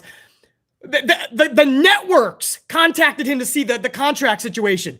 And then he fucks his own lie up. In the same paragraph, he goes, because I think they got all the potential in the world. But I thought this wasn't about you, dude. This is about WWE having eyes on them. Networks are asking Andy Zarian about a contract situation with a wrestler. How full of yourself can you possibly be to come up with outright bullshit like that? So just be weary of people like that in the community, guys. Next month, WWE has eyes on Orange Cassidy. I have it on good authority. I just got 4 texts last night from WWE saying that they have eyes on Ruby Soho. Buddy, they already had her as Ruby Riott. Yeah, there's eyes again on her. My point is, guys, always be weary of what you're clicking on. Bray Wyatt is not leaving or not going away from wrestling forever. It's not happening.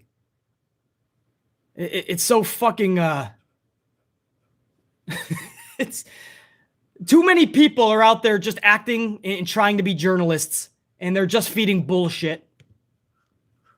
Anyway, Shaolin, that's my, as far as where does Bray go, I've said this already several times over the last couple of weeks. I used to think AEW, I can't wait to see him crush it. I no longer think Bray Wyatt will work in AEW. After seeing how Tony Khan cannot book certain people, I think it'll just be another Malachi Black. Malachi is nowhere near what I thought he was going to be in AEW. And I think that Bray Wyatt works best in WWE. Bray Wyatt was flawless in WWE. Best merchandise seller, had great TV time. Storylines were captivating. He was the only segments that would see spikes in ratings. People like BC loved the fucking dude, larger than life. The problem was Vince McMahon when it came to mattering the most, the matches on the biggest stage, the pay-per-views. He had Bray Wyatt lose way too much in the goofiest of ways, and that helped to kind of ruin that mystique. If they can fix that like they did with Cody, when he was Stardust, he wasn't going anywhere. This Cody is next level. If Bray comes back to WWE and they fix that pay-per-view losing streak bullshit, Bray Wyatt fits better in World Wrestling Entertainment. You guys know that's the truth.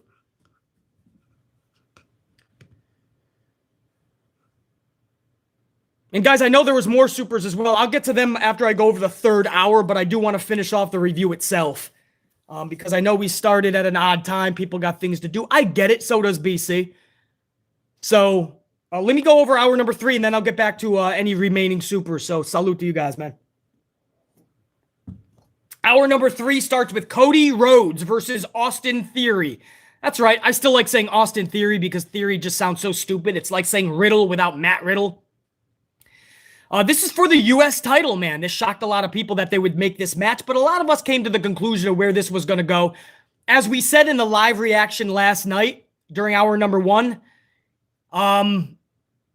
it was most likely going to end with Seth Rollins interfering, and that was going to be the result. Seth Rollins interferes, and that would set up like a third match between Seth Rollins and Cody Rhodes at Hell in a Cell. So a lot of us thought that, no, Cody's probably not going to win that championship. In fact, I put up a poll and you guys said straight out he ain't going to win the championship. He didn't either. But this match took a lot of people by storm. Everyone was like, damn, what? I'll tell you this, man, this created a lot of buzz a couple of hours right before Raw.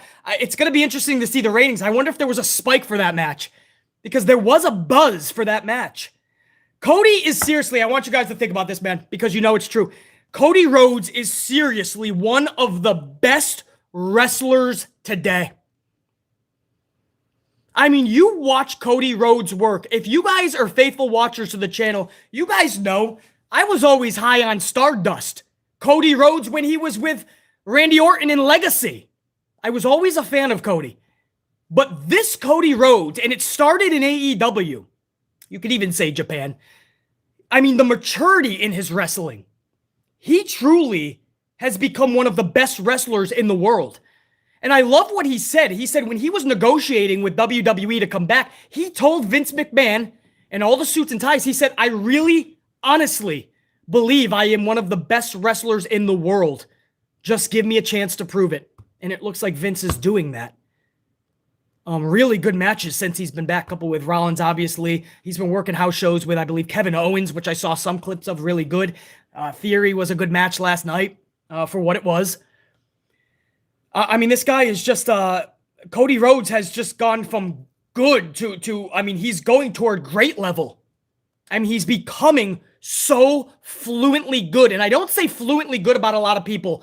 Randy Orton is one of the only ones that's fluently good. Dustin Rhodes is another one that's fluently good. And what I mean by that is the way they move around the ring, the way that they perform their moves, the way they execute their sequences, it's flawlessly fluent. It's like they can go into one move to the other in a sequence, and it's like a fucking ballet. And Dustin Rhodes is a bigger dude. But Dustin Rhodes, Randy Orton, those are some very few individuals I can think of that were fluent. Cody is becoming fluent, and that's fucking crazy, bro. I am still shocked that Tony Khan let him go. And that he's in WWE. I mean, a part of me can still not fathom that Cody Rhodes left AEW. An executive vice president helped to form AEW, left it, and Cody Rhodes is not only in WWE, but he's the guy. He's like the face. I mean, I still can't fathom it, man. I mean, Cody Rhodes is just, I mean, he made all the right moves. when he left WWE and they didn't see nothing in him and he went to Japan. That was the right move. When he got formed with the Bucks and they found Tony Khan and they formed AEW, it was just the right move. The timing of his leaving, his departure, it looks like the right move. I mean, Cody Rhodes, man.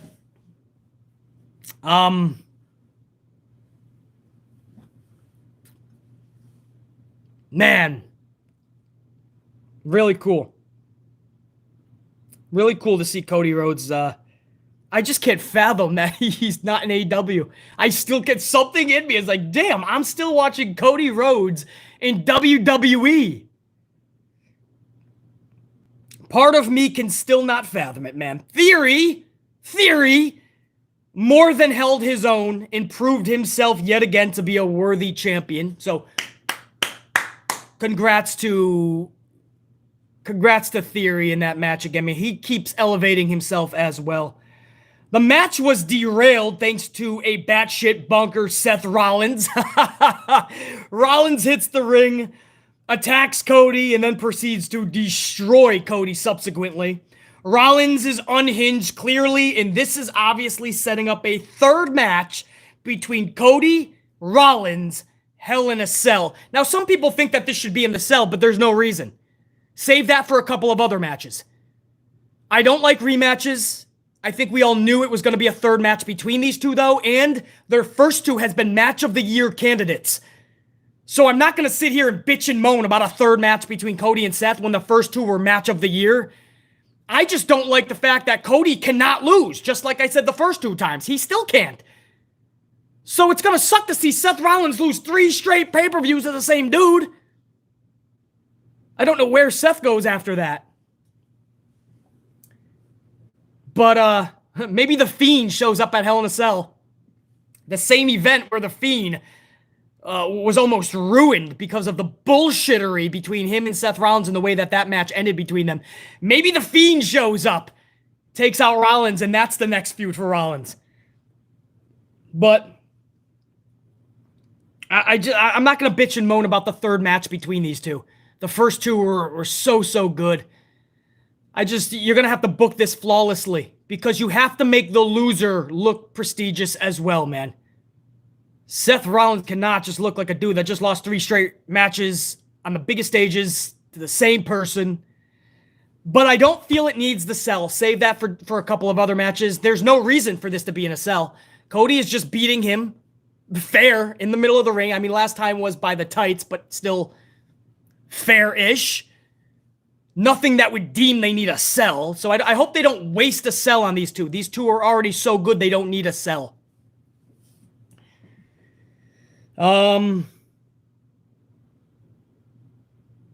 This was the safest finish they could have done, I guess, right? Beggars can't be choosers. I didn't want to see Theory lose his championship already, but Cody couldn't lose. Seth Rollins jumps in. Theory loses by DQ. This was the safest finish. I'm okay with it. Salute. I'm okay with it. Sasha Banks and Naomi versus Nikki Ash and Doudrop. The drop of dew. Again, I said this earlier in a super, man. I'll say the same thing now, man. Sometimes I forget that Sasha can work both brands. So when I heard her music, I was like, what? Fuck yeah. I get to see Sasha on Mondays and Fridays. So this is the one bonus, one silver lining in this whole tag team bullshit. Sasha Naomi versus Nikki Ash in the drop of dew. The best part about Sasha Naomi being tag champs is that I get to see them on both shows. It's pretty much where it ends, though. I still feel that Sasha and Naomi should be doing so much on their own, man. But them two on both shows? Yes, please. I'll take it. Beggars can't be choosers. Pretty quick match with the right outcome. Sasha and Naomi pick up the W over Nikki Ash. And then post-match, the drop of dew is upset at Ash. They're just redoing the same storyline when Nikki Ash was upset with Rhea Ripley. Or vice versa, I don't even know. And now Drop of Dew was kind of upset with Nikki Ash. It's a good string of W's for Sasha Banks and Naomi, though, man. I mean, they're starting to at least feel like tag team champions. The championships are starting to feel like there's something to them. They're challenging people. They're facing people. They're winning. You know, the problem is the tag team division is so thin. It's almost a non-division. You don't have women's tag teams. You have Makeshift. That's about it. Carmella and Zelina. One week they're broken up. The next week they're back together. Shayna Baszler and Natty, I guess. Until Vince wants Natty to be with somebody else. And don't get me started with the men's tag team division. That's as non-existent as it can possibly get. To the point where we had to see the Street Profits and RK Bro for the 94th time last night. Did you guys see the, there's a list, some dude that does analytics on social media, and they went through the top 10 most loved pro wrestlers in the top 10 most hated pro wrestlers. They can do it by algorithm, I guess, but by like the love and hate that they get, or I don't even know. I don't know. Not a big social guy myself, but they developed the list. Nikki Ash, I believe, was like #1 with the love that she gets. Nikki Ash on social gets more love. She was at like a 23% love to like a 2% negative rate. Do you guys know who was the most negative responded wrestler on social? You're never gonna, it's not even a wrestler anymore. The person that people dislike the most. You guys are never gonna believe who this is, unless you already caught the story. I'm on a delay. I don't know if you guys even want to guess. Yeah, Sir Charles. I don't know if you guessed it or you saw the story. It's 3 H's. Triple H is the most disliked wrestler on social to this day. Now you got to believe that started with the golden shovel fucking stories that we've heard over time. The shit he's done with China, the shadiness he's done over the years. We all found out that he was behind the NXT 2.0. Everybody thought it was a vendetta, and then he comes out and he's like, "This was our plan all along. The heart thing had nothing to do with it. This was our plan." You know, everybody found out, everybody that came to Triple H's, like, fucking, everybody that came to Triple H's lap to suck him off in his defense, they found out from Triple H himself that they were all behind 2.0. And Triple H's kids that he said he was always going to look out for, he watched them go one after the other, just like everyone else. He's like, bye, I got a paycheck to get over here, motherfuckers. Triple H is the fucking most disliked dude. And listen, I respect what he did in the Attitude Era, right? We all did the spritzing of the water when we were younger. One of my favorite dudes wrestling-wise. But he has pulled shady shit over the years, guys. Triple H, Paul Levesque. I know it seems like he's a good dude, and I'm not saying he doesn't have good qualities. Vince McMahon even has good qualities, believe it or not. He's not all just the devil. But Paul Levesque, if you followed this like BC has, I followed this entire dude's career. Paul Levesque is a very shady person. And he always made sure he hung around power. He always took the easy way, man. He was always trying to suck off William Regal when he was the shit in WCW and they were a tag team. He tried to be BFFs with Ric Flair instantly. He didn't even drink or drug or anything, and he would hang out with the Clique. Shawn Michaels, Razor Ramon, Diesel, Kevin Nash, Scott Hall. He would hang with them because he knew they had all the power in WWE. He was basically their designated driver, their little bitch boy. He didn't mind. He carried their bags. As long as he was with them, he knew he was going to skyrocket to the top. And once he got to the top, and he had a chance at the boss's daughter, he fucked over Joni Laura, fucking China. I said her real name like people know, the fucking China. He did China pretty dirty.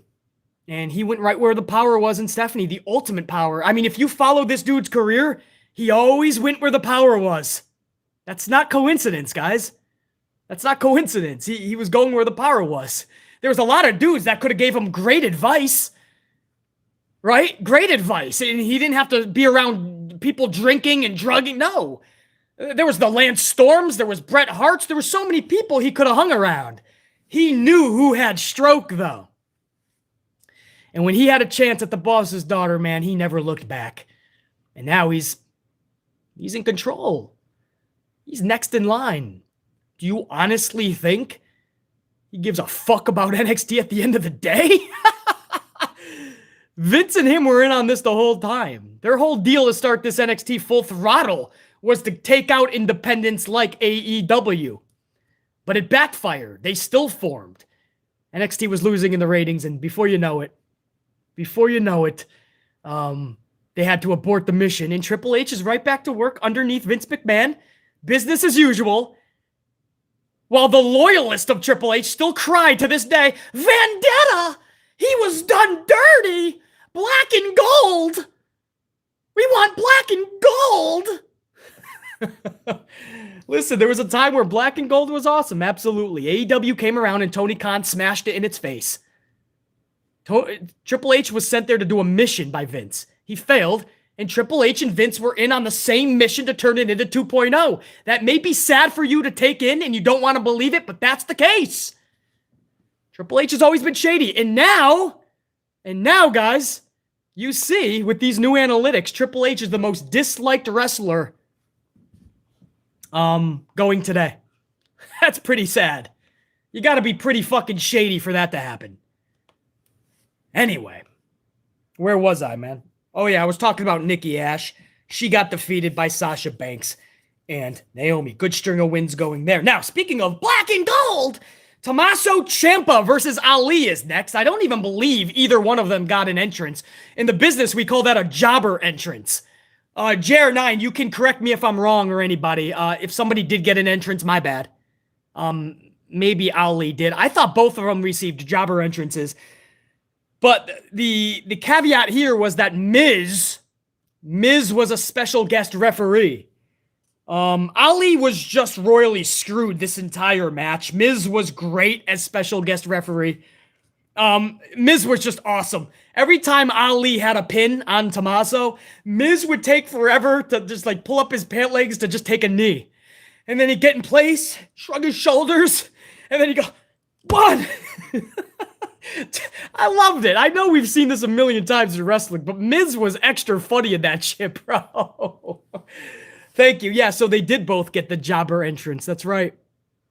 I thought Miz was funny in this, man. If you want to laugh, there you go, man. Miz counting Ali's pinfalls was hilarious. Of course, it was just to have Ali royally screwed. Once Tomasso gets the pinfall, Miz is 1, 2, 3, done. Tomasso wins the match, or at least Tomasso is winning. I feel bad for Ali. It's clear he was brought back just to take one of those budget cuts that are coming. But not after fucking Miz gets some revenge, maybe? I don't know. I don't know the real meaning behind this. I just know that Miz was funny as fuck as special guest referee, man. That might have been the first time I authentically laughed at something on this whole entire show.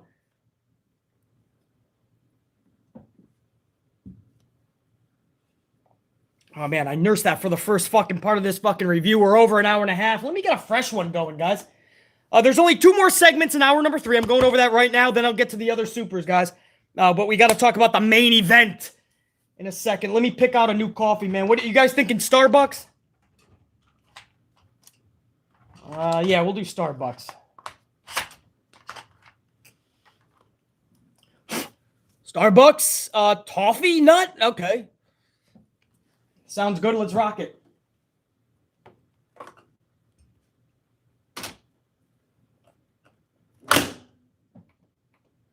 Strength amplified, temperature amplified. All right, let's get that thing rocking. All right.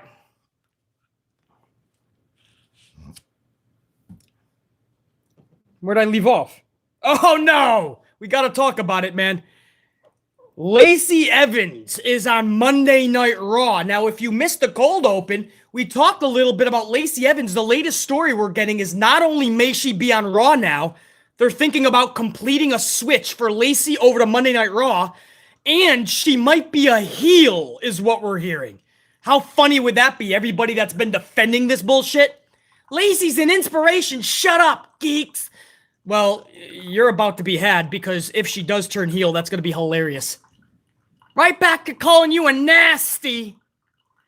Lacey Evans' sob story. Everyone had to break out their violin. So now we get this on Raw, the red brand. We get it on the blue brand, SmackDown. This is it. Lacey fucking Evans is now telling her fucking sad upbringing story on every fucking show. Watch her show up on NXT tonight. They'll talk about her Christmas gift when she was younger, a Power Wheels, but it had one broken wheel.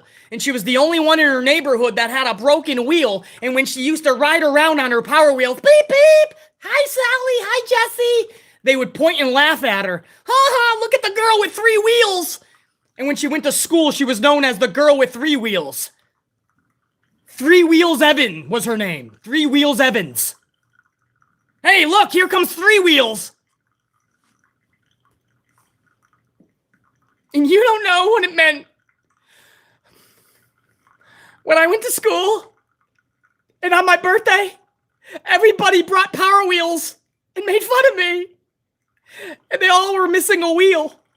And on the side it said, 3 Wheels Evans.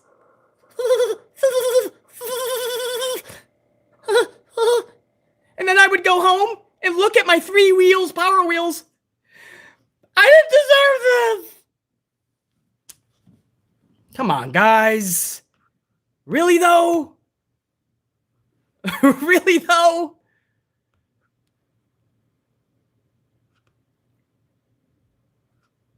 I can't really put my finger on...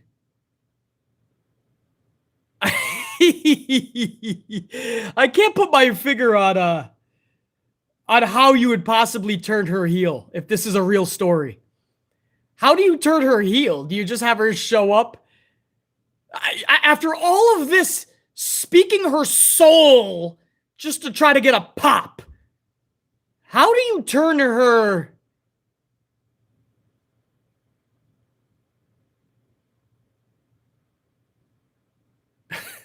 How do you turn her? Honestly, how do you turn her? Does anybody even know? Jer9, I bet you she fakes the story or something. It would be the only fucking way I could see this possibly happening. That would be the only way. I just faked it, I guess. I don't know. And I can't even say I'm against it, Jer9 or anybody. You know why? Because if it avoids us having to hear this type of shit, and every time she comes out, we have to fucking be told to stand up because she's in the military. I have brothers with an S that are Marines. I've taken many trips to Parris Island, South Carolina. I have the utmost respect for military. And this is the one scenario I can ever remember where I dislike somebody in the military so much. Because I'm being forced to like somebody. So if it keeps us from getting this version of Evans, hey, I'll take the fucking heel back. I'll be a fucking nasty. And then we went into the 24/7 circus, where just weeks after a marriage between Tamina and Ninja Tozawa and Reggie and Dana Brooke, now they all want divorces. And when R-Truth handed the papers over to Ninja Tozawa ran away. Ran away like a fucking infant that didn't get their way. A fucking toddler that was told no by his mommy and daddy. People forget Ninja Tozawa used to be Akira Tozawa, and he used to be a pro wrestler. You forget that. And then we go into the main event. Let me give my Starbucks some love here, man. The main event was Asuka versus Bianca Bel Air. You guys told me, man. I didn't even think about this. Dave Mealy, I think it was. This was the first time that they've ever taken each other on in a match. So you're hoping it's going to be a banger. That's what the kids say, right? I want to see a banger. What they gave them is under 5 minutes. This was a number 1 contenders match. If Asuka can win, she'll be the number 1 contender for Bianca. Becky Lynch is on commentary. Again, she's looking like an intergalactic stripper. And I have to say this a third time in this stream. I like Becky Lynch. I do. I'm not a fan per se still, but I like her. She's doing the best work of her career, I feel. But man, I don't know what she was wearing, man. She's out there with the leggings. Her whole fucking ass is out. She's got the intergalactic goggles. I don't know what the fuck she's wearing. I'm kind of digging it, I guess. I'm kind of digging it. Fuck it. If a lot of people don't like you anyway, give them material. Fuck it. Make them cry. But she's on commentary. And she ends up actually interfering in this match. With her goggles, too, isn't it? I don't know. I don't blame her for having those crazy goggles on. It looks like those fucking virtual reality goggles where you're fucking somewhere else. She's probably transporting anywhere but Monday Night Raw, so I don't blame her. She's like, I don't need it. So she interferes and she takes out... I think she took out Asuka, correct? Or did Bianca? Who'd she take out? It was the match was derailed by Bex. Jer9 or anybody, man. I know I got you guys doing a lot of homework. Who did she hit first? Was this a DQ or was the match thrown out? Are they trying to act like the match never happened? Oh, she took out Bianca first. So Bianca wins the match.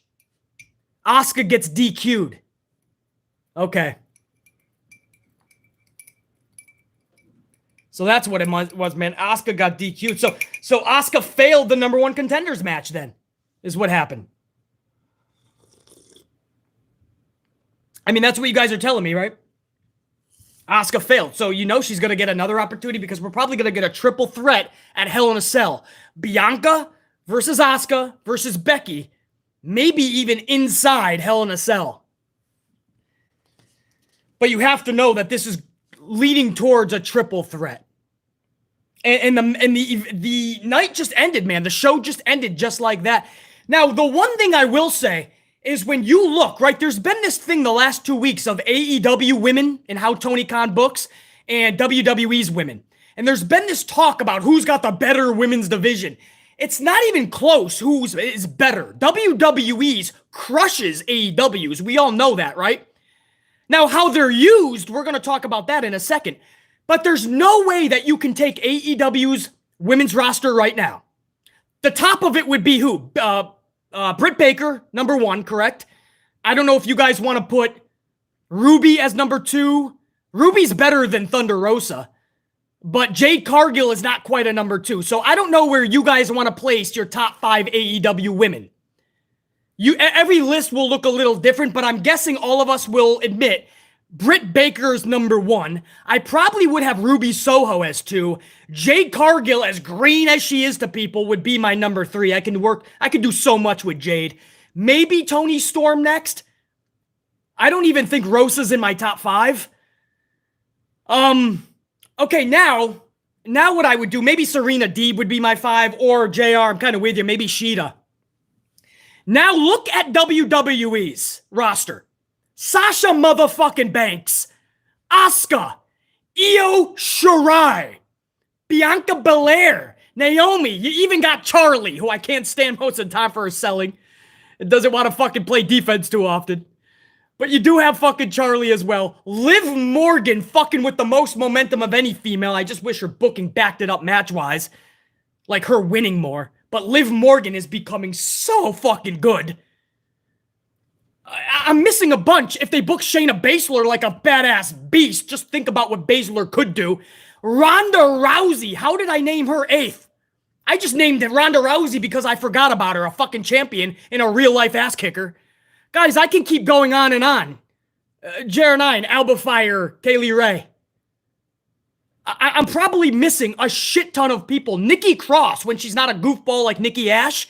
Nikki Cross is a badass motherfucker. Guys, I can keep going on and on. Roxy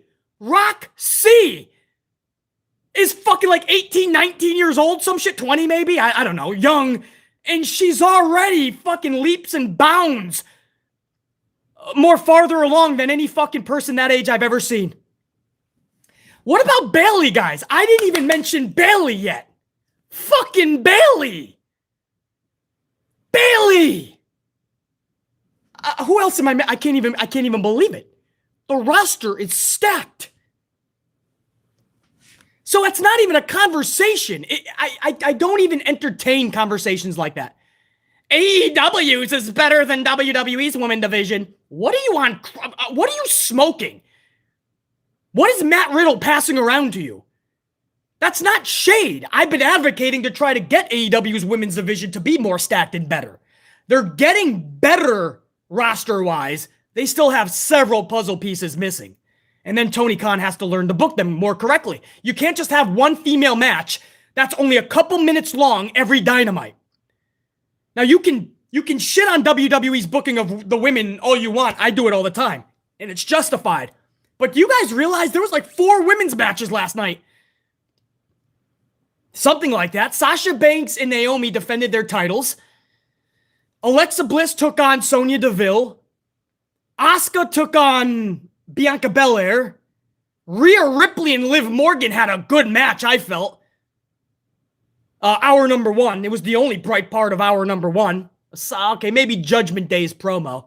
But Liv Morgan and Rhea Ripley, I thought that was, there was some psychology used there with Ripley grinding the lower back of Liv Morgan. And then later in the match, put her in that submission.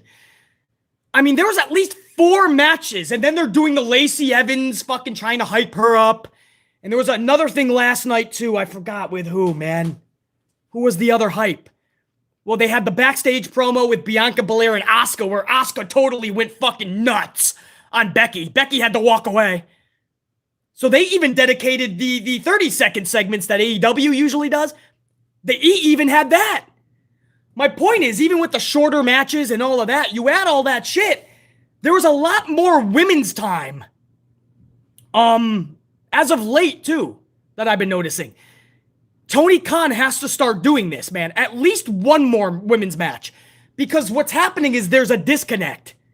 We saw it with WWE and the women for years. It's happening in AEW where nobody cares about the women in AEW. Watch the reaction that they're getting. Nobody gives a fuck. So you can either just say, okay, we're lost on it. Nobody cares. Let's just give them one match right before the main event every week. Or you could really invest into the division and really try to make people care. Make it more prevalent and prestigious. It's up to Tony Khan to do that. But to even think that AEW's women's division is even in the league of WWE's is pathetically, atrociously a flat-out lie. We all know that. Sasha, Bayley, Bianca, Liv. You got the Charlies, the Naomis. Ronda Rousey. Shayna Baszler. Even Sonya Deville. I didn't even mention her the first time around. Roxy. Io Shirai, one of the best wrestlers in the world. Asuka. And over in AEW, we're talking about what? Britt Baker. Ruby Soho. Toni Storm. Thunder Rosa? Jade Cargill. That's your 5, I guess. Serena Deeb, Sheeta. A bunny? A bunny? Maybe a Jamie Hayter? Anna Jay? I mean, if you're going to have a 15-on-15 Survivor Series match, AEW is getting crushed in their women's division. I mean, if people are crying about that's too tough shit. I mean, I'm just saying, I mean, what I saw last night, of course, most of the matches were shorter. Not Liv and Rhea. Liv and Rhea, they gave time, and that was actually done good. I even didn't mind the Sasha-Naomi tag match for what it was. But my point is, there was a lot more women's matches last night for Raw. 4 of them in several backstage segments. Now it's AEW's turn to do that. You can't just be doing one women's match every week because Tony's looking at the numbers and going, nobody cares about it. No AEW fan cares about women's wrestling, so we're just going to continue to give them one 5-minute match every week. You can't do that, bro. Or once in a while, he'll give a lights out match or a stipulation type of a match and put it in the main event. And then after that, he's creatively fucking negligent. You know, WWE, I mean, they have the roster. It's a big, big problem in AEW. They have to figure out that roster. And the first part of that is having a stacked roster. Right now, their roster for the women is not stacked. So cut the shit with the AEW women being better than WWE's women roster. That is a fucking obnoxiously, embarrassingly, jokingly bad take. Because it's not even close, brah. And I like a lot of those females, man. Ruby. Britt Baker's one of my favorites.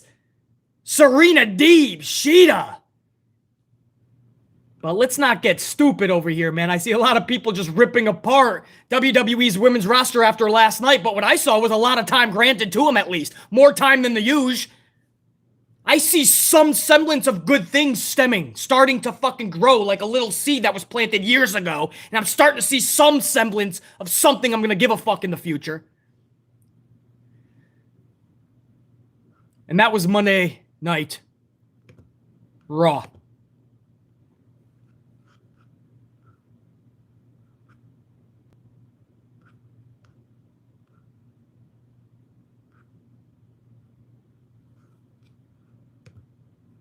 Gotta get the medium screen, man. I just lost fucking the medium screen. Hold on. I know there were some supers, guys. I'm trying to get to you. Oh, I got you. I got you, iBeast. Give me a second, man. Guys, I'm just gonna shoot the shit with my amp unit now. To all you guys, man, over the last 2 hours, the hundreds of you that were either coming in and out or had to leave early, and you'll catch the rest later. To all you guys, man, thank you so much for an awesome stream. Over 200, 250 plus on the ups. Let's keep that rolling past 300. Fuck yeah. In the middle of the morning, afternoon on a Tuesday. I love seeing that. But the review is over, guys, so thank you. You guys can peace, be feet, and seat. This review is over. I'll catch you guys in the future. For those that want to stick around, shoot the shit a little bit, man. BC will finish this coffee and shoot the shit with my amplified unit.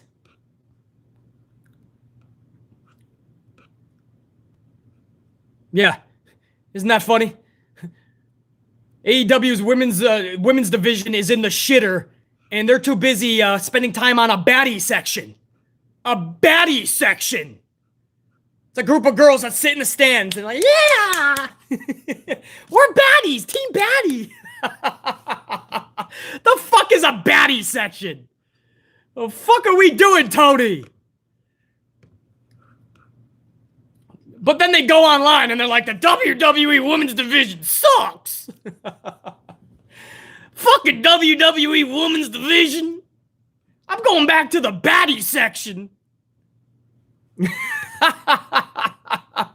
iBeast 5-spot BC with Lacey going to Raw. Looks like we're getting Bayley and Ronda.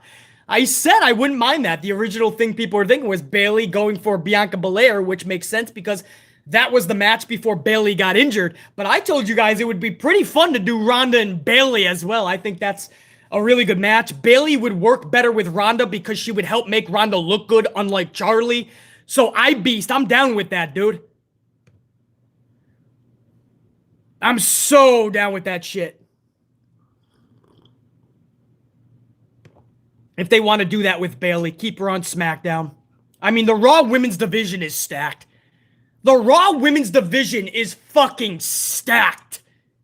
I can't even... It's unfathomable how stacked the Raw Women's Division is. There's no division in the world like it. Not a Stardom... Nothing in Japan. I mean, this Raw women's roster is fucking fire. PB Sillapride, $4.99. Why did VKM screw up Bianca and Asuka? Neither of them are blonde. That's probably why, dude. I think he just ran out of time, too. A lot of promos, I think, went over time. I think he did want to give them probably at least 10 minutes. This seems like something that looked a little weird.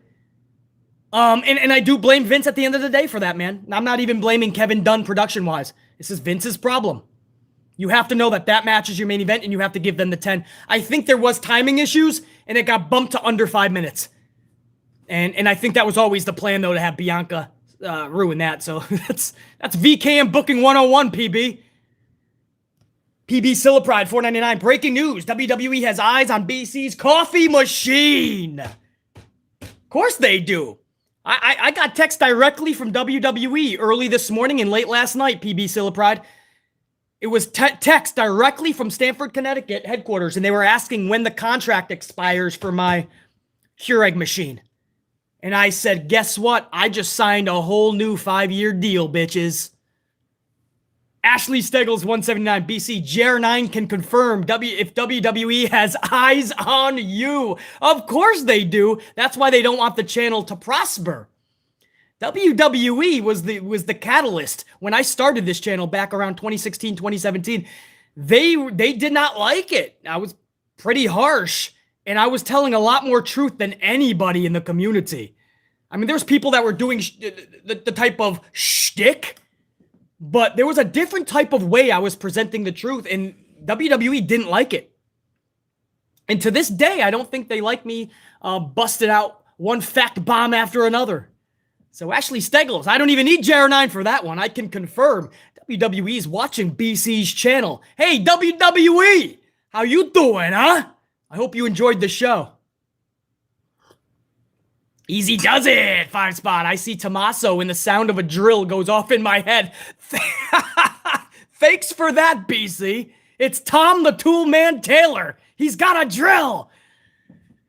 Easy does it's talking about when Tomasso was debuting, and at that point everybody was getting a name change or just getting their name cut in half. So I was just saying, I bet you it's just a matter of time before Tomasso gets a name change to Tom the Toolman Taylor, the brother of Tim the Toolman Taylor from Home Improvement. And his theme music was a bunch of fucking drills. That's his theme music. Coming down to the ring, oh my God, could it be? It's Tom the Toolman Taylor. He's got his drill in his hand, his tool belt. In fact, Easy does it. Give it time, and Vince McMahon may end up doing that, bro. I don't want to put it out there in the fucking stratosphere, but I wouldn't fucking doubt it either.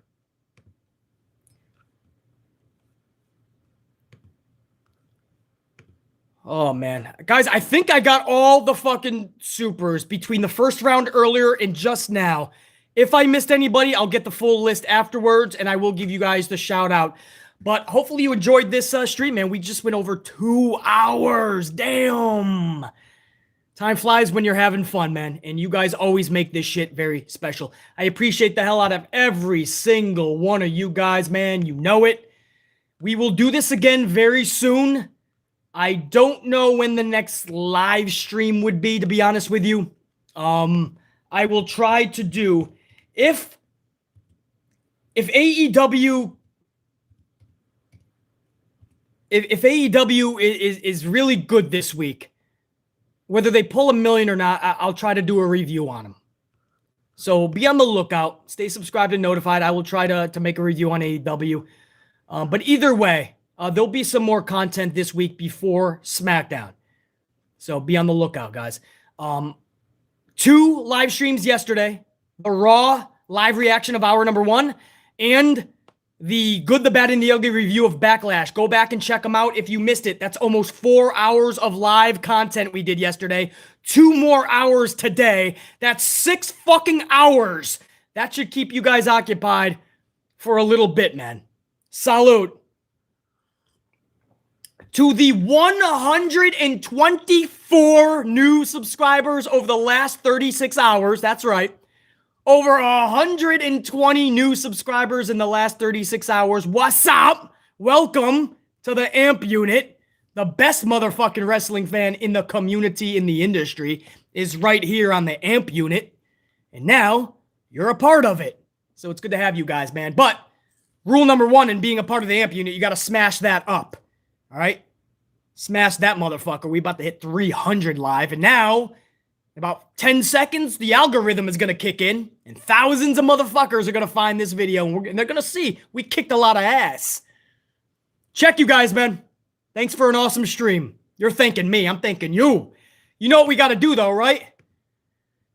Guys, what does Sasha have to do? My assistant. Oh, hold on. Wait a second. Hold on. No. Don't tell me what Sasha has to do yet. Hold on. Jer9 Gaming with that 5.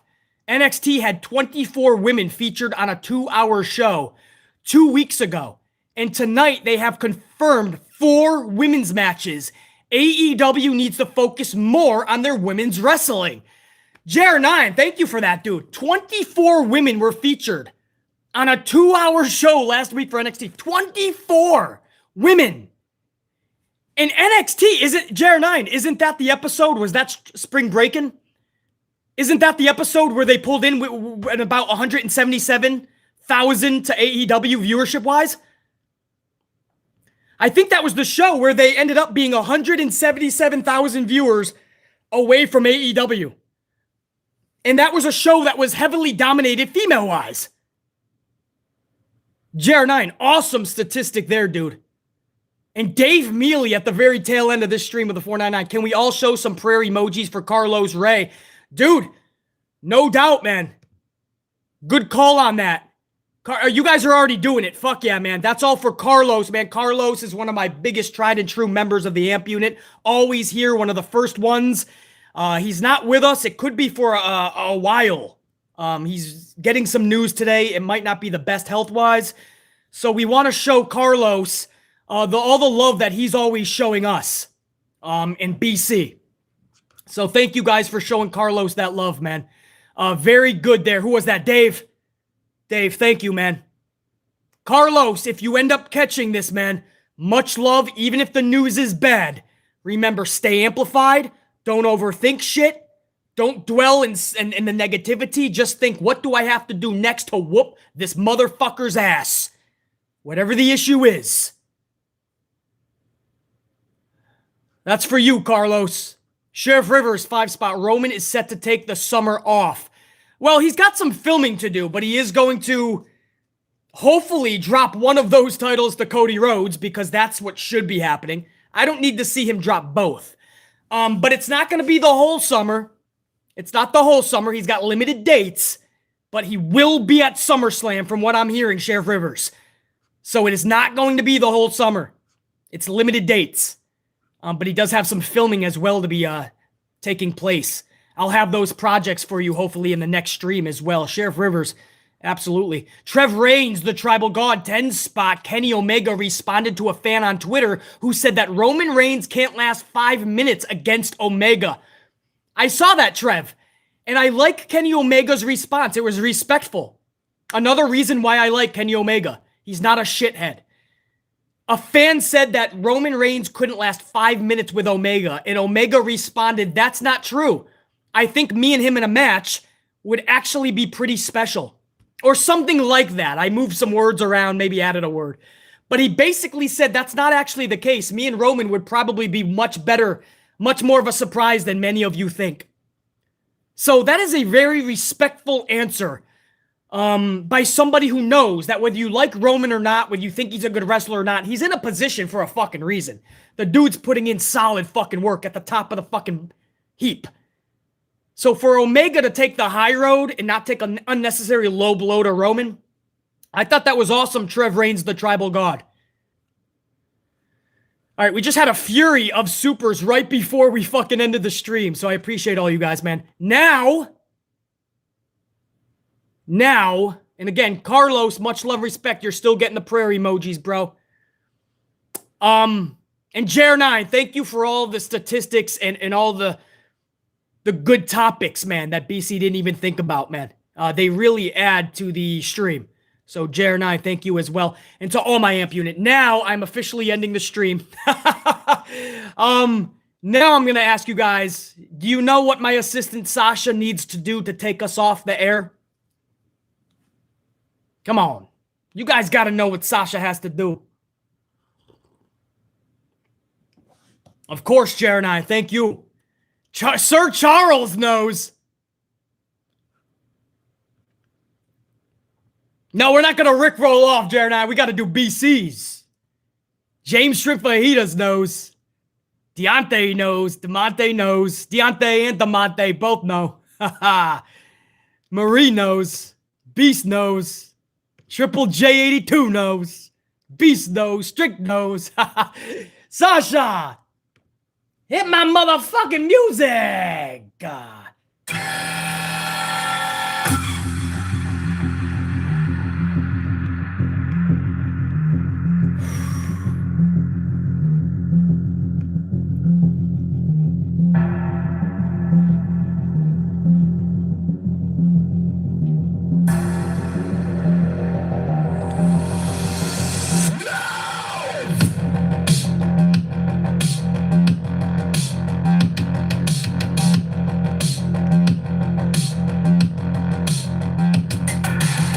Check, you guys, I'm out.